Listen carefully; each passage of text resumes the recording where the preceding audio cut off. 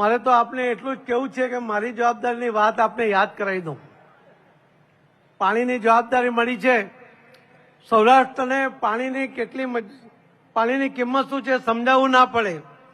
અને એમાં જ મથુરભાઈથી માંડીને અનેક લોકોએ જે પાણીના સંચય માટેના કામ કર્યા છે, જે રાજકોટમાં જે દિલીપભાઈ સખિયા એ જે આજે પણ કામ કરી રહ્યા છે, આવા અનેક લોકો નામી અનામી એ જે લોકો પાણી માટે કામ કરે છે એમને વંદન કરીને કહેવું પડે કે આપ સૌને પણ કહેવું છે કે આપ સૌ પણ ખેડૂત છો, પાણીનું મહત્વ આપ સમજો છો.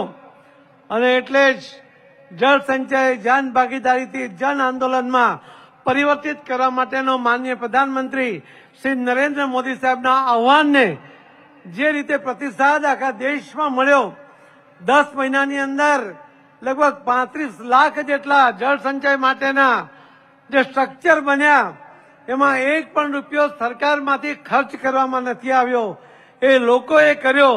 અને આ ગુજરાત મોડલ એ આખા દેશે સ્વીકાર્યું. અને એમાં સૌથી વધુ કામ એ બનાસકાંઠા અને સૌરાષ્ટ્રમાં થયું છે. એના માટે આપને અભિનંદન આપું છું. હું હમણાં બીકેસીમાં ગયો હતો, 10 વર્ષ પછી મુંબઈ જવાનો મોકો મળ્યો.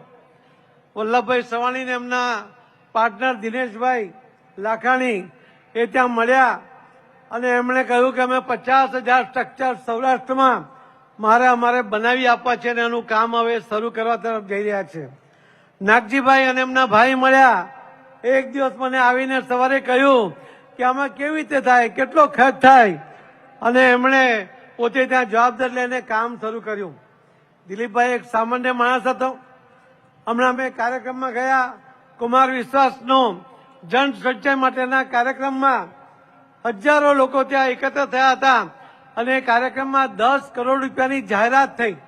અનેક ડેમ બનાવી આપવા માટેના દાતાઓ આગળ આવ્યા. ત્યારે મારી સાથે દિલ્હીથી આવેલા અધિકારીઓને આશ્ચર્ય થયું કે ખરેખર આવું થઈ શકે. અને ત્યાર પછી અમે કચ્છ ગયા.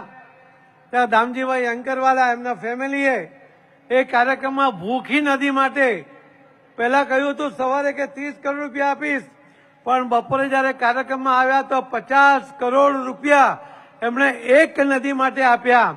અને એનાથી આગળ વધીને જે ભાનુશાળી સમાજ છે અને સૌરાષ્ટ્ર કચ્છના તમામ સમાજ ભેગા થઈને એમણે 350 કરોડ રૂપિયામાં 6 જેટલી કચ્છની નદીઓને ડ્રેજિંગ કરીને ડિસિલ્ટિંગ કરીને જળ સંચય માટે આગળ વધવાનો નિર્ણય કર્યો.